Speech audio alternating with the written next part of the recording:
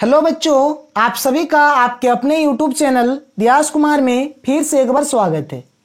और आज के इस वीडियो में हम लोग तत्वों का आवर्त वर्गीकरण से रिलेटेड एक बहुत ही इम्पोर्टेंट क्वेश्चन को देखेंगे। आज का हमारा जो क्वेश्चन है यह कुछ इस प्रकार से है। आधुनिक आवर्त सारणी द्वारा किस प्रकार मेंडलीव के आवर्त सारणी की विविध विसंगतियों को दूर किया गया। बात समझ रहे हैं? देखिए, पहले मेंडलीव के आवर्त सारणी आया था, फिर हमारा आधुनिक आवर्त सारणी आया। तो मेंडलीव के आवर्त सारणी में बहुत सारे दोष थे और इन सारे दोषों को आधुनिक आवर्त सारणी की मदद से दूर किया गया। तो चलिए हम लोग देखते हैं कि इन दोनों के बीच क्या विसंगतियां था और कौन कौन से विसंगतियों यानी कौन कौन से दोषों को दूर किया गया। फर्स्ट देखते हैं, मेंडलीव के आवर्त सारणी का निर्माण तत्वों की परमाणु द्रव्यमान के आधार पर किया गया है, लेकिन कभी कभी कम द्रव्यमान वाले तत्वों को अधिक द्रव्यमान वाले तत्वों के बाद रखना पड़ा। देखिए, जो मेंडलीव के आवर्त सारणी है, मेंडलीव के आवर्त सारणी का निर्माण किस प्रकार से किया गया था? परमाणु के द्रव्यमान के आधार पर। और परमाणु के द्रव्यमान को हम लोग क्या करते थे? आरोही क्रम में लिखते थे। लेकिन ये जो मेंडलीव का जो आवर्त सारणी है, इसमें क्या होता था कि कभी कभी क्या होता था कि जो कम द्रव्यमान वाले तत्वों है ना, तो क्या लिखा गया कि कभी कभी कम द्रव्यमान वाले तत्वों को अधिक द्रव्यमान वाले तत्वों के बाद रखना पड़ा। यानी जो ये आरोही क्रम का जो फंडा है, इसको पूरा पूरी फेल कर दिया। ठीक है, आगे देखिए, जबकि आधुनिक आवर्त सारणी का निर्माण तत्वों की परमाणु संख्या के आधार पर किया गया है।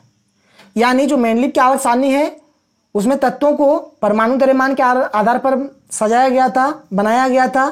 और आधुनिक आवर्त सारणी में क्या किया था? किस प्रकार से आधुनिक आवर्त सारणी को किस प्रकार से बनाया गया था? तत्वों की परमाणु संख्या के आधार पर बनाया गया था। ठीक है, ये रहा हमारा फर्स्ट पॉइंट। चलिए अब हम लोग आगे चलते हैं। अब हम लोग देखते हैं सेकंड पॉइंट क्या है। मेंडलीव के आवर्त सारणी में हाइड्रोजन को सही स्थान नहीं दिया गया है। मतलब मेंडलीव का जो आवर्त सारणी है, इसमें हाइड्रोजन के लिए कोई सही स्थान नहीं है, जबकि आधुनिक आवर्त सारणी में हाइड्रोजन को निश्चित स्थान दिया गया है। मेंडलीव के आवर्त सारणी का ये एक विसंगतियां है। क्या है कि उसमें हाइड्रोजन के लिए कोई निश्चित स्थान, कोई सही स्थान नहीं है, जबकि आधुनिक आवर्त सारणी में क्या है? हाइड्रोजन को एक निश्चित स्थान दिया गया है। यह था हमारा सेकंड पॉइंट। चलिए हम लोग आगे बढ़ते हैं। अब हम लोग देखते हैं थर्ड पॉइंट। थर्ड पॉइंट क्या है? मेंडलीव के आवर्त सारणी में समस्थानिकों को सही स्थान नहीं दिया गया है।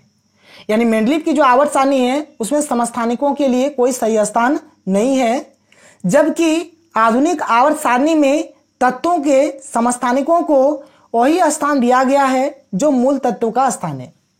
समस्थानिक मतलब क्या होते हैं कि वैसे तत्व जिनकी परमाणु संख्या तो समान होगी, लेकिन परमाणु द्रव्यमान समान नहीं होगी। तो मेंडलीव की जो आवर्त सारणी है, उसमें समस्थानिकों के लिए कोई सही स्थान नहीं था, लेकिन जो हमारा आधुनिक आवर्त सारणी है, उसमें समस्थानिकों के लिए वही स्थान है जो मूल तत्व का स्थान है। यह था हमारा थर्ड पॉइंट। अब चलते हैं हम लोग नेक्स्ट पॉइंट और फोर्थ पॉइंट की ओर। क्या है? मेंडलीव के आवर्त सारणी में अक्रिय गैस बोलिए या फिर निष्क्रिय गैस बोलिए या फिर नोबल गैस बोलिए, तो जो मेंडलीव की आवर्त सारणी है, इसमें अक्रिय गैस के लिए कोई स्थान नहीं था। बात समझ रहे हैं? लेकिन जो हमारा आधुनिक आवर्त सारणी है, उसमें अक्रिय गैसों को वर्ग 12 यानी कि जो ग्रुप 18 है, ग्रुप 18 में रखा गया है।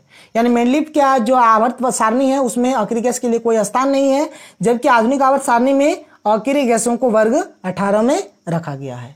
तो ये था हमारा आज का क्वेश्चन, जो बहुत ही इंपॉर्टेंट क्वेश्चन है। आज के लिए इतना ही, फिर मिलते हैं अगले वीडियो में। Thank you.